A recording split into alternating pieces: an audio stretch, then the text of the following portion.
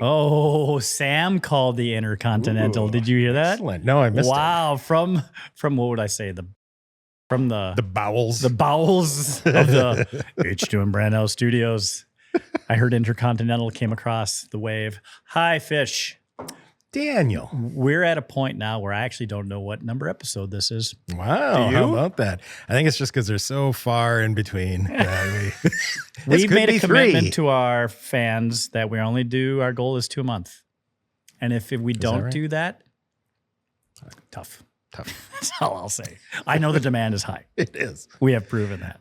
I've had many people asking me, when are you going again? But it's my family at home. Oh, no one ever asks me that. I get the opposite. So when are you going to call it quits? And that hurts me deeply. And half the time I'm like, probably pretty soon. I heard a stat, though, when people start up a podcast, they can't make it to 10. Wow. And once they get to 10, they're like, yeah, that was fun. That was a lot of work. Done here. So I don't know. I'm still having fun. Are you okay? I'm all right. I'm good. Damn it. Yeah. I'm all right. I got another 7 in me, I think. So 6, 7. Yeah, and then I'll be done with you. Yep. I'll move on. Greener pastures. I was going to ask you earlier, and I pulled myself back. The wonderful world of marketing. How is the wonderful world of marketing treating you? It is. It's busy. Yes. And challenging, but fun. Challenging in a good way. What a nice caveat. Nice. What's fun right now in healthcare marketing?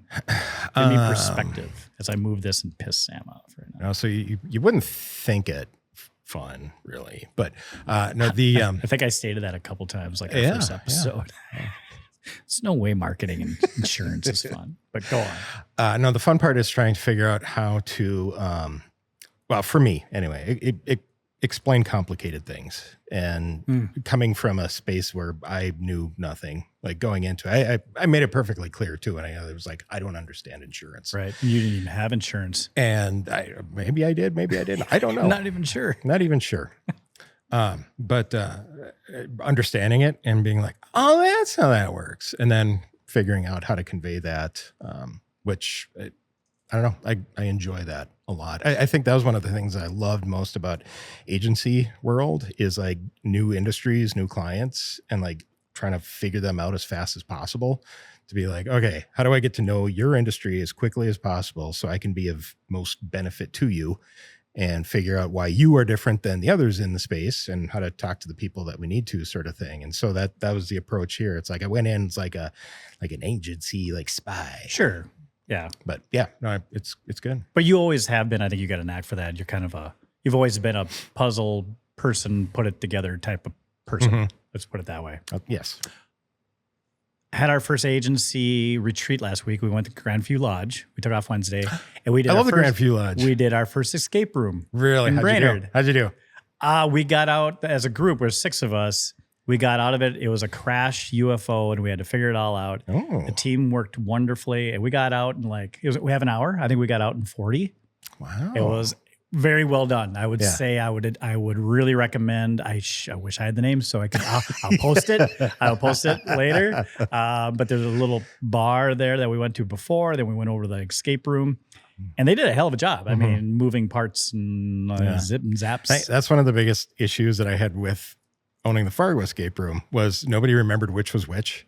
You know, it's like, oh, you're the one downtown. Nope, that's not. You're the one out on University. Nope, that's not us either. We're the How many are in town or were in town when you had yours? Well, there was a time. There's like 4 of them in town. I think. Are there still now? No. Oh no. Well, what was yours called? Fargo escape room. It was Fargo. Yes, we had a bet. The first, the only, the best. Not. The first and the best. Still there. You still there. laid still the foundation for a beautiful path. No, but it was my first one ever. And I really enjoyed it. Yeah. Others are like, oh, you haven't done one? They're just mocking me. Yeah. On and on.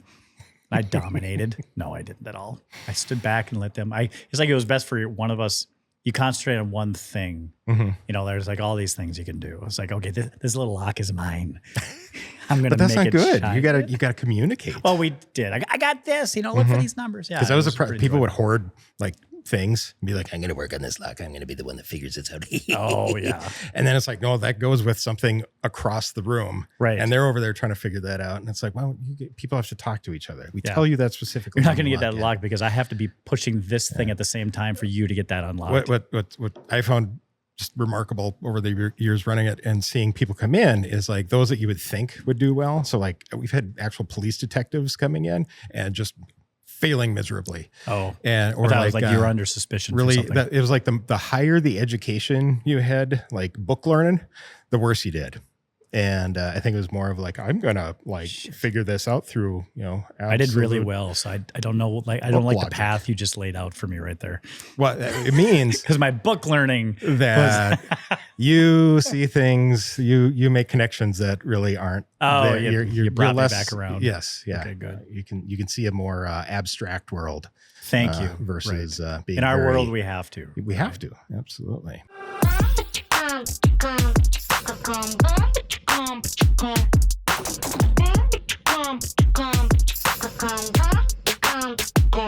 Well, we have a guest today. We do. Would you like to speak of him before we bring him on? Rick Gion, everybody. Rick Gion in the house today. Hi, Rick. Hi, Rick. Hi, fellas. Great to be here. Thanks for the invite. What a great intro. Where did you come from? Rick Gion. And for the people watching at home, we usually have the guests step away. This whole time when we're bantering, Rick is 3 feet away from us. And he's going, can't I want to partake. Now you can play. Yeah, go ahead. Well, actually, first, why don't you introduce yourself, Rick? Tell us a little bit about Rick and why we think you're interesting. Do you know where you're at? I'm in the basement, and it's a nice basement. This is a basement podcast, but it's a nice basement. It's a garden level, Rick. It's got a vault. It's got a vault even. It's got a vault. We're very proud of the vault. But go ahead. Yeah, give everybody an idea who the hell we're speaking to today. Well, my name's Rick. I work at Prairie Public doing fundraising. I also do a weekly radio segment about food. I run the FM Eats or Fargo Moorhead Eats Facebook group, which is, I think, over 53,000 members now. I saw it said 53. Yeah, when I just peeked at it. So yeah, 53 plus, I'm sure.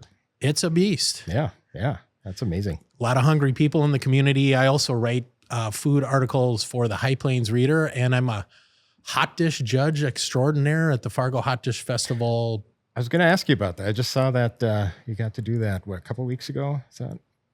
Yeah, a couple of weeks ago. A lot of fun, 14 hot dishes to try. All of them were really good, 14 restaurants. It's hard to choose the top. There's Grand Champion, to Grand Champion, to be specific. Most creative, and then People's Choice, but that's just the attendees voting.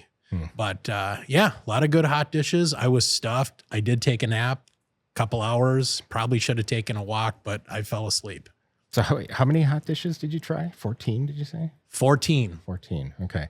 Was it a single bite? Was it multiple bites? Like, I can't imagine eating 14 bowls of hot dish. It's a full plate. You have to finish it. It's like well, no, I know it's not a full plate. It's a sample. You can't have the next until you finish your plate. Well, any sort of judging, any food judging type thing. Like I always, why? I don't know how you go about it. It was a little cup, right? I saw you walking around with it. Is it like wine testing where is there a bucket to spit it in? It's like a bird thing. You chew it up, you spit it out. I got the gist of the flavor on that. So yeah, it's like a little cup. It's like a glorified Dixie cup. Who won? Well, give me the top 3 if you can. Well, How's your brain? Yeah, Rose Wild at the Jasper Hotel. They won with a braised short rib, bourbon hot dish with like a parsnip puree, and then there were crushed pistachios on top. Fancy hot dish. Yeah, very fancy. Were there any like just that's the really basic like tater tot? Your tater tot hot dish in there too? Bison Turf. Okay. That was quite good. Nova Eatery, but they had a tater tot hot dish. That was quite good, but it was elevated with this mystery green sauce that Chef Andrew made, and it was quite good. It actually made the top 5. Oh, okay. So I'm sorry, back to the winners now. You said the Rose Wild one, is that right? Yes. And then what was next? Most creative went to 701 Eateries, and that was kind of a Ukrainian, Eastern European style with some sausage. It got most creative because they lacto fermented their own sauerkraut, which is using the bacteria in nature to ferment the sauerkraut. And it was really, really good. Would they have won if people didn't know they did that to the sauerkraut? I mean, did they tell people that? Look at all the work I put into the sauerkraut. Vote for me. Fermented. Yeah, they're speaking Ukrainian. I mean, did they tell you that was happening? Well, yes, it was on a little plaque that described the hot dish, and it was a long description. But that's something maybe the judges just look at. I don't know. Okay. Well, enter a tater tot. There you go. And come up with a creative way like Joe Burgum's homemade marshmallows. Figure out, look how much work I put into the tots. Well, that's winner for most creativity. There. We're going to enter next year. Did they have names? Were they like creatively named as well? some of them were, I can't remember specific names, but I do want to mention one hot dish that I thought was quite good. Mezzaluna, their pierogi hot dish. Oh, it was very good. So like onions and potatoes? Were there actual pierogies in it, or was it like the contents of a pierogi in hot dish form? No. Was it a plate of mashed potatoes, Rick? With dough on top. I loved it. I don't know why it spoke to me. And I asked for a side of gravy. This just turned into like the delicious dish on Saturday Night Live. Right now. That sounds really delicious. That sounds great. I like the Did you sound dip of the it in pierogies. gravy? That sounds... Sorry, Rick, we get off. Sorry. So anyway, keep explaining the pierogi hot dish. Well, they were whole pierogies. Oh, okay. There were actually pierogies in it. Cut in half. So you could, and here's some insider judge info. I've done this for... This is recorded. Yes. Well, don't tell Mark Bjorn said that. Okay. Just giving you a warning. We're doing a podcast. 4 people will hear this and you might get in trouble. So if you go to the Hot Dish Festival, you get a little wooden spoon and they're really nice and cute. But for judging, I buy a box of real spoons because they're normal size and you can get a real bite. So I have like a pile of spoons and big napkins in the middle of the table where the judging happens. And that's kind of how I've been doing Plastic or metal? Plastic. They're not real then. That's true. I'm thinking you bought a bunch of metal spoons. So do you just look like a food fiend? You got a bunch of utensils have like piled a up? bandolier of spoons. God, wouldn't that be great? Just had like 10 spoons across his chest. Arsenal of spoons. Throw it away. Next year. So that helps the taste, right? It's not the wood. That's what you're trying to imply. Well, the wood ones just aren't big enough. They're not good enough. But you got the same amount of hot dish to sample. Yeah. But you think by taking a bigger bite, you're getting a better opportunity to taste? You're the food guy. That's give the me the idea. science. That's all I'm the asking. idea. Yeah. I eat out of necessity, not because I want to. Speaking of spoons, I've been watching these tin fish review I've been waiting videos. for that line all day. Speaking of spoons. spoons. Keep This going. is getting dirty. Like the Because really we're moving on stinky to ones? ladles in like an hour, but keep going. Like the really stinky tin fish ones? Yeah. Okay. Yeah. And What this did you guy, say? Stinky tin fish. Oh, Come on, Dan. it's my favorite band. I was wondering why. Right. Okay. Sorry. Go ahead. we're going to try tin fish next time. Oh my God. We should do, the hell are you we should talking do like about? a tasting thing. What do you That'd mean? be We're good. going to taste test tin fish? Yes. Yeah. There's how many varieties of tin fish are there? Oh, plenty. Well, it doesn't have to be all of them. We can limit it. That's not what I'm saying. I'm like, is there 5 varieties? you see Or is the it like, panic in his or is there like face all of a 3? sudden. I think I like tin fish. I don't at all, but I'll do this. Oh. I grew up on like smoked oysters, tin fish, and sardines and crap on my pizza. Well, I'm bringing the spoons. Well, of course you are. They're probably in your back pocket right now. I think a tin fish eating would be like tiny forks and like dainty. like those little little shrimp Like- forks. like or yeah. what are they? Yeah. Escargot fork. What'd you call me? Yeah, that's what I thought. So what was number 2 then? We're going to go back to the rankings. So 3 was 3. Rose Wild. Yeah. Well, 1 was Rose Wild. 2. Oh, you most started creative at was, 1. We wanted you to start at 3 and go up. Oh, I didn't. Son of a. Okay. So number 1, Rose Wild won. Yes. So here in my brain, I'm like building up to the winner. And it had already passed. You have too much stuff in your brain. Well, tin fish for one thing. Yeah. And a pierogi and a ladle. There's almost so much room under this hat. But go on. Well, where I was going with the tin fish is they have specific forks and spoons, like Fish was saying over here. But we'll get back to the hot dish. There wasn't a third, but the third is people's choice. So that went to Rosewild as well. And Rosewild has a history of cleaning up at the Hot Dish Festival. They've done quite well. Last year was a braised pork cheek hot dish, and it was really, really good.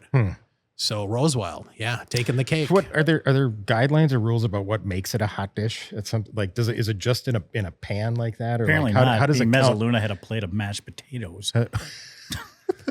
Pierogies. Oh, God. That's not what Rick saw. But there you go on. So these restaurants have to come in now with 7 hotel pans full of hot dish to be in this competition. Okay. We're talking dozens of pounds of hot dish because they feed hundreds of people. God, I didn't think about that. I just pictured like people showing up with the 9 by 13 dish in the cozy. Don't take leave enough for everyone. Well, they're tiny cups. You're saying that. They're tiny cups. Okay, here I run into this with the burger battle. Is that Rosewild is kind of a bigger establishment, that there should be different rankings. Some of the burger people are like, well, there should be a limitation on how much you spend or how much that burger is based upon the ingredients. So not like showing up with a Wagyu burger or something. Yeah, like exactly. That. Like a Mezzaluna versus like an awesome burger at JL. I mean, JL is probably more economical. Mez is putting on a bunch of other stuff, or Italian Steakhouse put on smoked peaches. So does Rosewild have a leg up because it's a bigger establishment and they can go crazy with the braised cheek or whatever last year's was? Or how do you feel about the level of ingredients? Well, I think you can get as creative as you want with it. With the ingredients you have, you can be basic. Like Dwayne's House of Pizza had lasagna, which I like lasagna. And they use some of the Italian sausage they use on the pizza, that sort of thing. But some folks get really creative and they don't have to be a higher end restaurant. It's really an interesting event to judge because you just get the gamut. And it's a fierce competition though. I think there were 5 or 6 that John Lamb and I were judges, and then the new person at the CVB, Shirley Hughes. Yeah. And it was just a lot of fun, and it was a good welcome for her to come to the community and be a part of that event. That's cool. So I don't know if I answered that question. No, I kind of veered off. I think you avoided that really well. In politics, Rick? You see that? I mean, but of the top 5 you consider, were most of them kind of like on the higher end of a restaurant? Yes. There you go. They might have an advantage. There you go. And and I'm not blaming them for that. Good for them that at least they're involved in the community. They're putting the best stuff out there forward. And we better move on before we just kind of, I'm sorry for the little guys. Maybe they just got to put more work into it. Try harder. Man. Headline here is try harder. But I bet the lasagna was great because Dwayne's rocks. Dwayne's does rock. Yeah, it and does rock. I think the point of that event is just to have a lot of fun. There's some camaraderie, a lot of creativity. People just have a lot of fun. It's friendly competition too. So I don't think there's a lot of seriousness except for the judging. Yes, of course. And you were a judge. And oh, how serious you were with your spoons. That's great. But wait, I just real quick though. No, we're not leaving this. Moving We're on. not leaving this. I'm just No, adjusting. No, but that's my question. So like a lasagna, I wouldn't categorize that as a hot dish myself, but it's entered as a hot dish. Made. It wasn't probably a pure lasagna. It was like made. Well, it's like the sandwich of sandwich. The question of is a hot dog a sandwich? Oh, I would say no. Technically, it's called a glizzy. Oh, is that what that is? Oh, I heard glizzy for the first time last night. I'm not shitting you. And it was on the Daily Show because this guy that on Fox News looked like a glizzy. And I didn't know what it meant. What? The escape room that you went to for the first time? No, I didn't know. A glizzy, that's a hot dog? That's a hot dog. I did not know that. It's a Color newfangled that term. up to my ignorance. Yeah. And you knew that, glizzy? I knew that. Sam, did you know a glizzy? How the hell did I miss out on that? I don't know. I had a weird upbringing. Let's just put that out there. Exactly. And glizzies can be elevated just like the Hot Dish Festival. You go over Soul Avenue Eatery and get a real fancy one. Damn it. You just took it out. They have the best glizzy in town, I would say. Have you ever had that one? It's very good. Soul There's Ave? so much I can't eat now because of my I'm celiac. Can you eat pork belly and hot dogs? Yeah, well, yeah, I can eat because meat and all that's that. basically that's what makes their glizzy. I'm going to use that word like crazy now. Good. That's what makes it so good. Is they do have a really good toasted bun that they put it on, but the ingredients that they put on that glizzy over there is incredible. Now I feel stupid using it, but I mean it's awesome. It's my go-to over there. And the hot dogs at Dempsey's on Thursday night, quite good. Chicago dog, Billy dog. They make homemade buns over there. Yep, make their own buns. Did you know that?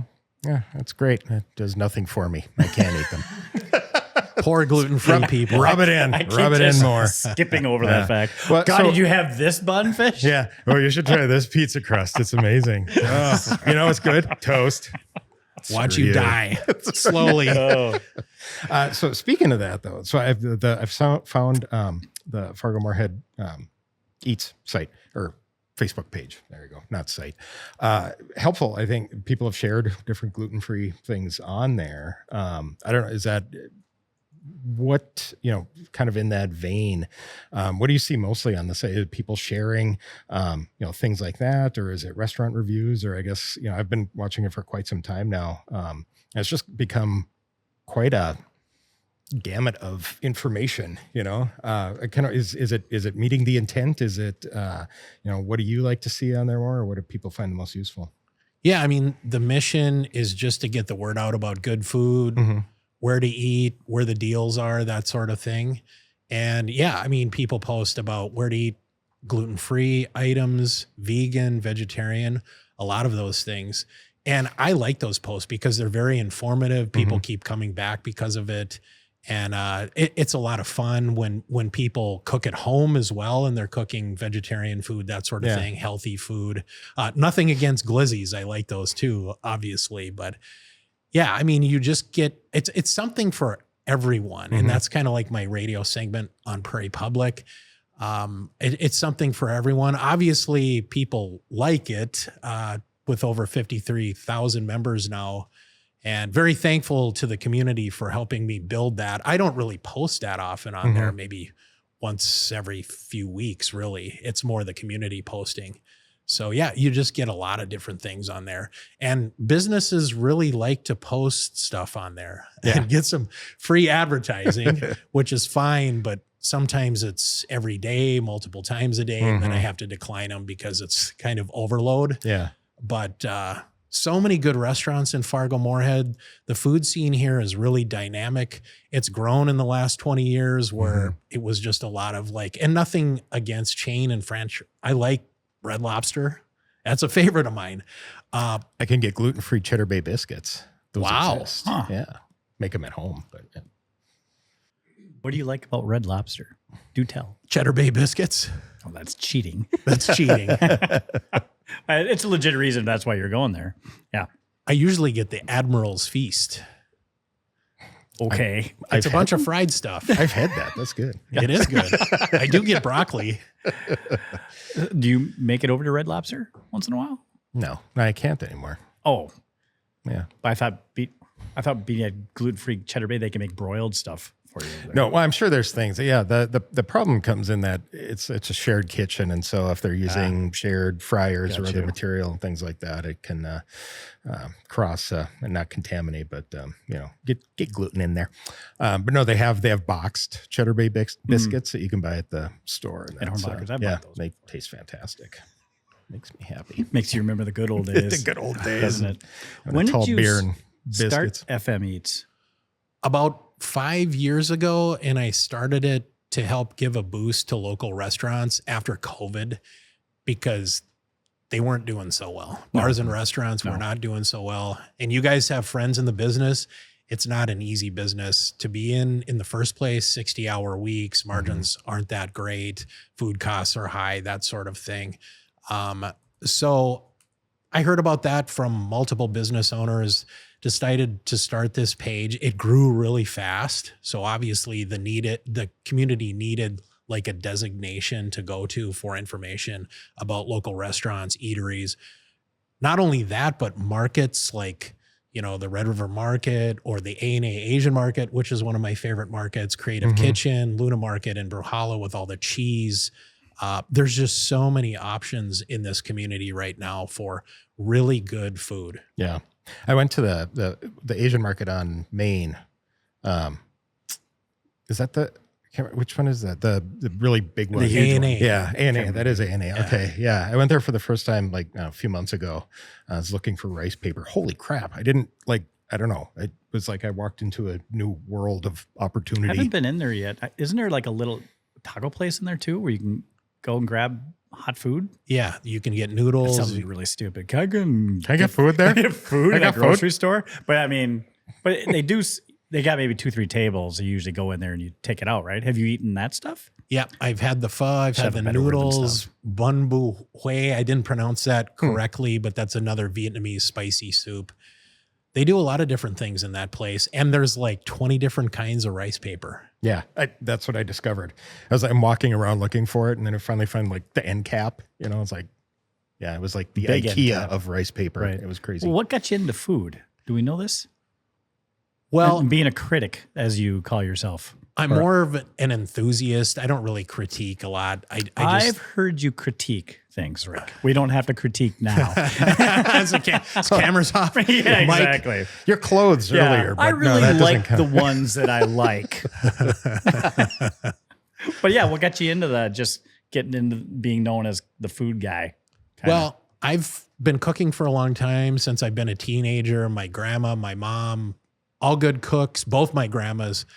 But what really got me into it, I worked for Lutheran Social Services refugee resettlement in the late 90s. And just the different ethnic groups, they'd have refugee picnics. I would get invited over to people's houses, and that was really special. But, Vietnamese food, Somali food, Kurdish food, Bosnian food, all these different things. And all these spices. And I learned about ethnic food early. For being a community in the upper Midwest, most people don't get those experiences, especially, 30 years ago. And so that really teed off my interest in food, especially in spicy foods and healthy foods, that sort of thing.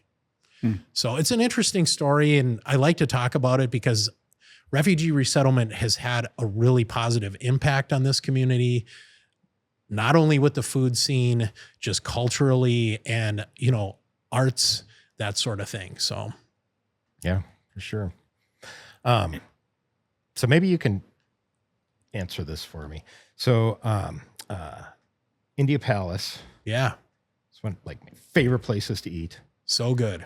I walk in there and it smells just like my grandparents' very Norwegian grandparents' house. What spice is that is carrying between the two? Bleach. Oh, okay. They're very clean people. Very clean. Yes. Oh boy. Could you put your finger on that, Rick? Well, Indian food has a lot of different spices in it. I'm pretty sure it's not cumin, coriander, turmeric. What else? Ginger, garlic, a lot of garlic. I don't But I don't know. I've been trying to figure this out for a very think it's long you, man? time. It could just be me. Right. Yeah. I don't know. I get a whiff of myself when I walk through the door. Did your grandparents have some Indian friends No, that were over no. a lot? And they cooked a lot of hot dish. I have no idea. It's the weirdest thing. There's a smell. Have you like asked a your very folks about it? specific What smell. were your- Yeah, I've they anybody agree who will with listen you? to me. I ask this question. You said anyone Not that will everybody. listen to me? Yes. I've got this theory with my grandparents. I kept Indian people in They their basement. smell like India Palace, and it's delicious. Well, now I want to go to Indian Palace and smell your grandparents Yeah, because it reverses, right? Yes. This is what his grandparents. Well, that's what I place mean. Like I smells walk in, like Right. it smells like Grandpa and Grandma's house. This is fantastic. Huh. But I haven't not yet found and I've ordered like just about everything on the menu there, and I cannot figure out like what it is exactly. I don't know. It's a weird We mystery. stumped the food guy. Well, back to a serious conversation. wow. Leapfrogging that. Wait, you're forgetting who's the host here. Again. I think it may be fenugreek, because a lot of Indian restaurants cook with How do you spell that? Feta? Is that like glizzy?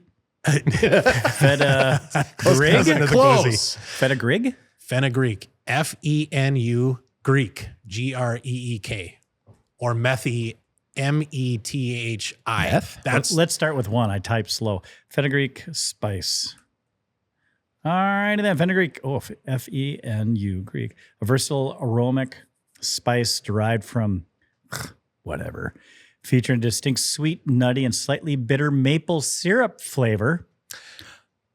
Maple syrup, Sweet, sweet, nutty, and slightly bitter. That's my grandparents. That's what it was. Exactly. Now I'm going to Wonderful ask people. ChatGPT, why does my grandparents' home smell like fenugreek? That's a very good question for a guy named Fish. You guys talk amongst yourselves. Okay, we will. Favorite Indian restaurant for you? I've always liked Passage to India. India Palace is quite good. Taj India is quite good. But I've always liked Passage to India, not only because the food's been good, and I missed the buffet on the weekends. That was like the big thing Where was for that? me. Passage to India. Off of 45th. And I think a lot of like gluten-free folks, vegetarian, vegan, they like that sort of food. Yeah, no, it's great. India Palace, I specifically told them, celiac, and he said, everything they have separate. The only thing is the naan, of course. But then I can't remember what the other thing is, that the fryers, they don't have dedicated fryers, I think. And so, but anything else, they're like, oh, no worries. You've got it, man. And so super duper. So, but Passage to India, it's nice to go visit a place called Fargo Fresh, just is right around the corner, and they're affiliated, and they have a lot of different groceries, and it's like an Indian market with Fargo Fresh? Fargo Fresh. Where's that? Over by India Palace. I don't even know where that's at. Where's that? India Palace is on 13th. Excuse me, Passage to India. Passage to India. Yeah, on Well, 40, I have off of 13th 45th. like the plague. So, what in 13th? Like as Oh, no. Okay. We've crossed wires now. Yes. We're not talking crossing the India Palace. streams. I want to know anymore. India Palace. India That's on Palace 13th. is on 13th Avenue over by where Gordman's used to be. Oh, okay. Yeah. I sound like Is an that a strip old mall? farmer, like giving directions. That's probably where that tree that Billy fell out of when we were kids. Broke his arm. Yeah. Remember that? Gotcha. I remember Yep. that. No, that That burned was a down. day. Yeah. Mama was pissed. Okay, that's where that is. Right around the corner is Fargo Fresh. No, that's where the lines were crossed, Dan. He said around the corner. You need to eat more Indian You- food. But I was fascinated by what I found out about your grandparents. Okay, house. let's hear. Let's hear. Are they It Greek? does say so. Was it an older house that they lived in? Oh, yeah. So with a combination of Norwegian cooking, Norwegian, yes. where they would actually use, it was like Rick was speaking to us right there, where they would utilize like cumin, turmeric, coriander, all those spices. Mhm. And over time, if they was an older house with wood cabinets and such and finishes, that smell would get into the wood and the varnish, hence bringing a sense of Indian cooking. Can he eat the wood? That is fantastic. It's the wood. What pisses me off is fucking AI. They wins again. You knew And it. I didn't see any advertising for AI in knew the Super Bowl. I was kind of depressed. Anywho, but isn't that fascinating? So you had a combination of traditional spices going into the varnish and the Yeah. wood. Where's that house today? Somebody else owns it. Do you think they They replaced the tore wood? down the old Dang, parts. I wish we could have grabbed a And, cabinet door. Smelled it. I know. We could have tried it. That would have been good. And put it in the oven. Remembering my grandparents sniffing cabinet doors. That's a Where's fish? Smelling cabinet doors. I'm hungry. There. It's a mess. There's I know someone will That's look awesome. that up on the podcast and say I'm full of shit because I made all that up. But nope, that's what I'm reading. Good. So I do want to find out where Fargo Fresh is at, though. Let's go back to that. Yes. Okay. Back to that now. It's off of 45th Street, over by Passage to India. Oh. You can look the address up. I'm sure AI will tell you quick. You It mean is your friend, You mean I Dan. have Google Maps right in front of me? There you go. Here I'm asking you for directions. Like, where's that tree? Is that that's the one by Hobby Lobby, right? Quit Yeah. pointing at it, Yeah. man. Okay. Yes. Look, you. You. So Fargo Fresh, never even heard of the So dang what you can place. find there are whole spice seeds, like whole cumin seeds, whole fenugreek seeds, that sort Oh, of it's thing. in that joint. Yes, Is that where the old DMV was? that joint on the other side. Passage to India restaurant. Okay. I'm getting educated. Sweet. It's right up from Kroll's. Kind of. Yeah, it is. There's Kroll's right there. So I can go have some eggs and then go get some fresh food and then go to India restaurant. And there's a place called Hoyo's Kitchen over by there that has good Somalian food. How do you keep up with all of it? I don't know. How do you seek it out? How do you find it? Are you watching like Fargo permits that are coming in and like a new restaurant? I mean, are you doing that type of research? Sometimes I do I that. figured you would. Just to see what's coming down. But Right. yeah, I mean, I geek out about this stuff. It's a lot of fun. Lately it's been cold, so I haven't been super adventurous, but I've been over to Maria's, which is Same. not too far away. A lot of fresh flavors over there. I'm glad she opened up and progressed from a food truck, Yes. and I think she'll do quite I well. thought it was really good. Yeah. I've been there a couple of times, and I like it that we now have a bodega downtown. Yeah. What's the name? Detroit Deli? Did you know that? Mm-mm. That was their food truck, Detroit Deli, correct? And now it's evolved into Little Bodega. Little It's not a big bodega. I know, yet. but they got the shopping and everything. It's a good variety for downtown, and you can have fresh sandwiches and soups. That's always nice to see. I like that. So you do all of this, and plus you are, let me get it straight, Rick. I always screw it up. In addition, you actually have a day job besides just eating all day. I do, yeah. I Major like to gifts eat. It's got manager, to pay Prairie for the Public. eating out. Yeah, he does. Exactly. Yeah, are you making money off of FM Eats? I do not make money off of that. Should we try to figure out how you can start to monetize? Let's this? monetize that. Exactly. You do own an ad agency. I know how you can lose money. Have a podcast about FM Eats. That's right. You could do that. But I mean, so yeah, I mean, you do have a day job. You're doing that. How long have you been the major gifts manager? It's been about 4 years, That's been and 4 it's years. kind of an important job right now because So that's There. right after pandemic too, then. So you got FM Eats and you got Prairie Public basically at the same time. Your life completely changed after the pandemic, didn't it? it kind of did Right. in a lot of good ways. Because were you in politics before? I did a lot of political work, There you go. but I've done a lot of work in advertising, marketing, so yeah. fit right in here in the basement.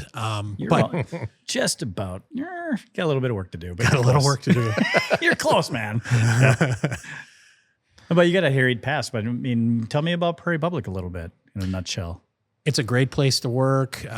We do TV and radio over there. I'm the major gifts manager, but it's basically fundraising. And then I have a weekly statewide radio food segment, and that's a lot of fun. We had some people on from the Great Plains Food Bank, so we got to promote a really good nonprofit, Giving Hearts Day stuff. Yeah. But yeah, I mean, fundraising over there is more important than ever because obviously we had some cuts, and so we need to make up for that, and that's part of my job, and it keeps me very busy these days, which is good. And people have been very, very generous. So North Dakotans, Minnesotans, very good people. Keep the money coming. Still giving out tote bags with every donation. That always seemed to be a big thing. The tote bags. He's not wrong. He's not wrong. No. My eyes lit up. Yeah, I mean, Well, I remember so when I was a kid, like watching Sesame Street, and the pledge drive would come on. And it's like, well, okay, yeah, but you make a pledge so we can get a Sesame Street tote bag. have you seen the new retro NPR shirts? No. They're awesome. And so I was going to buy one the other day, but because I support NPR, does that in turn support Prairie Public? Or is Well- that completely separated type of thing? We do a lot of coexisting with National Public Radio. Okay. And I do have one of those shirts. I'm not going to let you borrow it, though, so you can be jealous. Well, if you wore it, I don't want it. But I mean, can I buy one at Prairie Public or no? Or I have to go online, don't I? Yeah, NPR shop.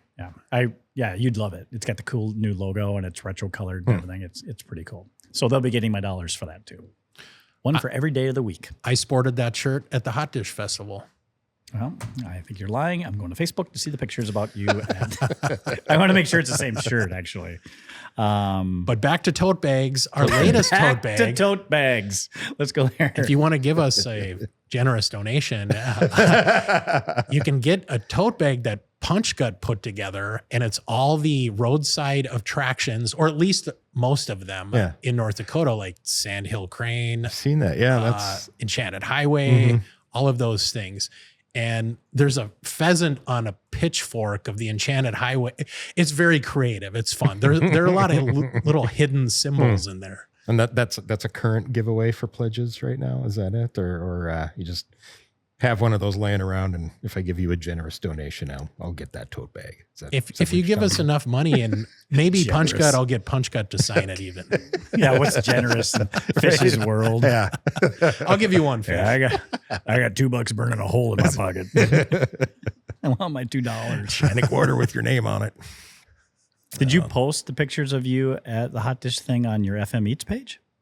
Yes, but I have a flannel on there to look official because John Lamb always wears flannels. So I wore a flannel over that shirt. But in the judges' chambers where it was hot. The judges. So there's no picture of you in this shirt. I'll show you one. I don't need to see it. I wanted to find it now. You knew I was looking. You didn't tell me. AI What a didn't waste tell of time you. that was. Damn it. But anyway, I'm still going to buy a shirt. You should. Do you want to go more into Prairie Public? You can tell what you guys are dealing with over there. And you were just at the food bank. What were you doing over there? Well, we had some people in from the food bank today talking on the radio about, they've had some challenges with some federal budget cuts as well, but people are really stepping up. They do a lot of good work in the communities around here. But yeah, Prairie Public, we had a $2.5 million cut. Was that part of the big, beautiful bill, or was that just a separate thing? You just wanted to cut stuff? That was a separate bill in the rescission package. Okay. The big, beautiful bill was a different thing, Yeah. but I think beautiful is probably the wrong name there. well, I won't get too far into politics. I'll try not either. Yes. All I'll say is you're right. We're avoiding it. Right. Is the rescission package really hit us hard. And so we've really had to step things up. But people have been really generous. And thank you to those folks that have really stepped up. Yeah, it can't be easy what you're going through right now. And especially with your position, you're a foundation director, basically. Just asking people for, just support, It's a tough position, and congrats to you for sticking with it for 4 years. Well, thank you. And you can go to prairiepublic.org to make a There donation. you go. Absolutely. Well, all right.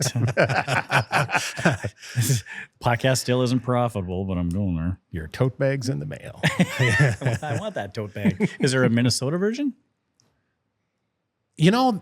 Talk to J. Earl Miller at Minnesota Public Radio. Maybe he can find something. I don't have his number. Do you have his number? J. Earl. I know the name, though. I'll look You it up. do. We all know his name. Yeah, NPR. He doesn't have any for sale either. Damn it. Justin Towns Earl. But yeah, public media has really taken a hit, but it's a lot of fun. It's a different sphere than regular media. A lot of respect for regular media. I've worked in TV and radio and print before. It's a lot of fun, a lot of creative people, a lot of good people. But public media is, it's a special space, special listeners. It's just a really good product. And, people really enjoy hearing stories, I think, going in depth, hearing stories, seeing stories that are just not aired on regular media. So it plays an important role. I agree. Yep. Growing up, so we never had like a antenna or cable or anything. It was always rabbit ears at my house growing up. And Channel 13. Channel 13 was about the only thing that came in crystal clear. And so watched a lot of that. And that's where like my love of cooking, watching cooking shows on there. So there was like the Frugal Gourmet and what was it? Yan Can Cook was one on there. There's an Italian one. I can't remember her name. Marianne Esposito, I think. I think that was it. Anyway, that stuff. And then like This Old House and the New Yankee Workshop and the, I can't think of his, he had a hat like this, Roy Underhill he had all the old hand tools. It totally escaped me right now. Anyway, but yeah, so like love of woodworking, all that stuff. And public television it was a huge impact for me when I was a kid growing up and watching that stuff. And I watched Frugal Gourmet a lot. And now we have America's Test Kitchen and Lydia Bastianich on Saturday mornings. We get a lot of good comments about that, but cooking is something that people should learn how to do, especially if you want to live a healthy lifestyle or if you have a gluten-free diet or something like that. Cooking at home is really important. Yeah. Would you ever do a cooking show if you had the opportunity? I think it would turn out like the Swedish Chef. The Muppets. So what's better? Yeah, at least it's not Beaker. Go with that, yes.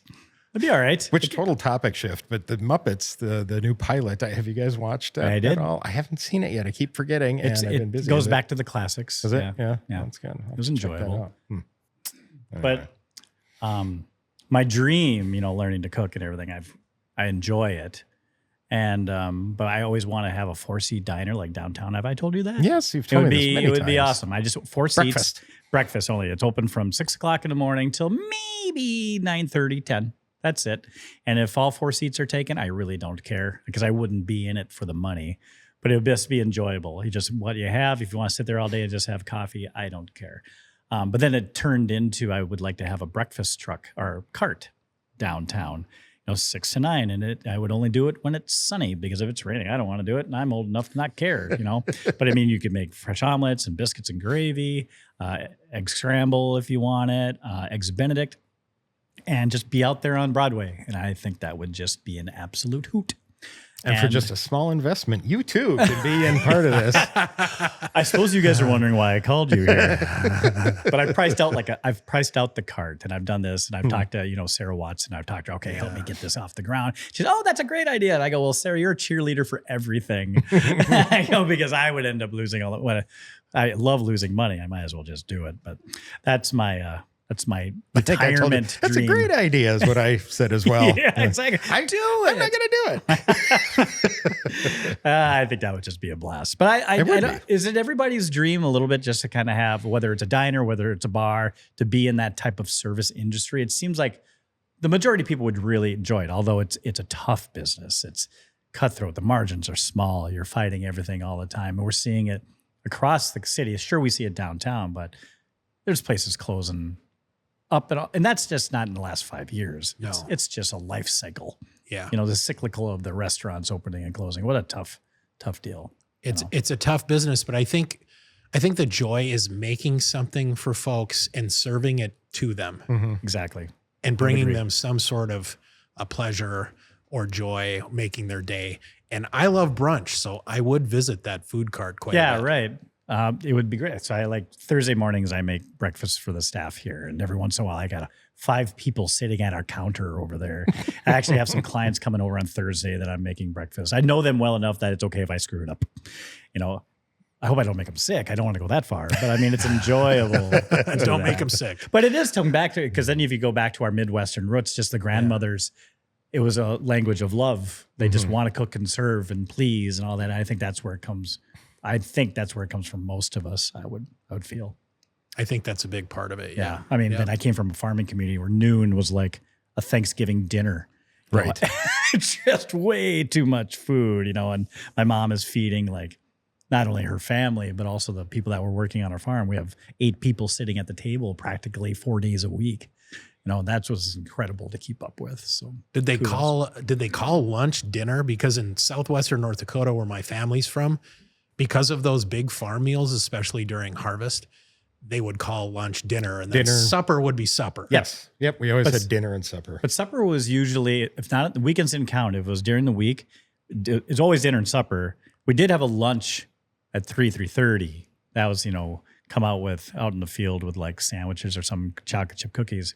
But in the summer, big meal at dinner, noon, and usually something really small at supper. A sandwich or a cup of soup. There was not that grand meal at supper like everything is turned around now. Is that similar to your experiences? Well, and sometimes supper is late because they're out combining or driving a grain cart till 10 p.m. or exactly sometimes midnight. And usually supper was just a beer then. Yeah, exactly. There you go. Beer in bed because I got to go do it again tomorrow. It's going to be fine. Yep. Well, I enjoyed having you here, Rick. I appreciate you taking the time.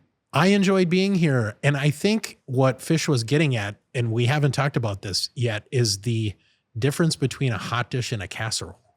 Oh, shit. We didn't get into that. Do tell. Before I go. Hot dish and a cat. Well, so I always thought that was just like a naming, like a part of the country you lived in, like a casserole versus a hot dish. Yeah. Some people have problems spelling casserole. Tell me, okay, so what are your clarifying factors there? Your rules of that? Well, traditionally, a casserole is a side dish, and a hot dish is a main dish. Mm-hmm. Although they have a lot of similar ingredients, like a sauce, a starch, a protein, a vegetable. But a casserole is usually, think of green bean casserole. Yes, you don't have a huge, but tater tot hot dish, if it's for me, is a huge pan. Right. So that's the difference. Okay. I like that. That's a good definition. Well, I can get behind that definition. Yeah, I guess hot dish spreads into anything could be a hot dish. But I mean, in more to All your right, point, legal loophole over there. but I mean, more to your point, that's why it's the main meal. It's the hot dish. That's our main meal. It's not your side dish, which is your casserole. Yeah. It actually makes a lot of sense in my little brain. Is a hot dish a casserole or is a casserole a hot dish? Is a hot dog a sandwich? Is it glitzy a burger? I don't know what the hell I'm talking about.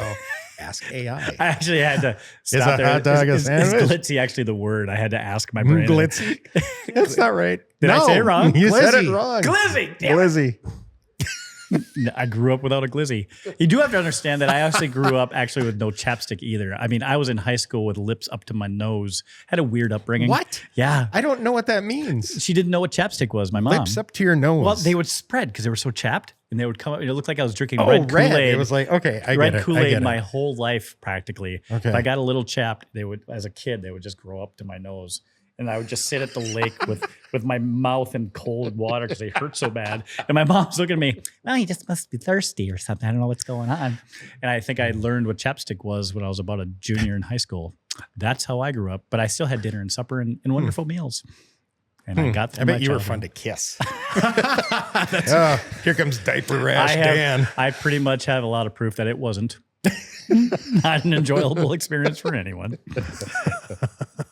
We shouldn't close the podcast on that. I think we should. I think that's a delightful end to glizzy.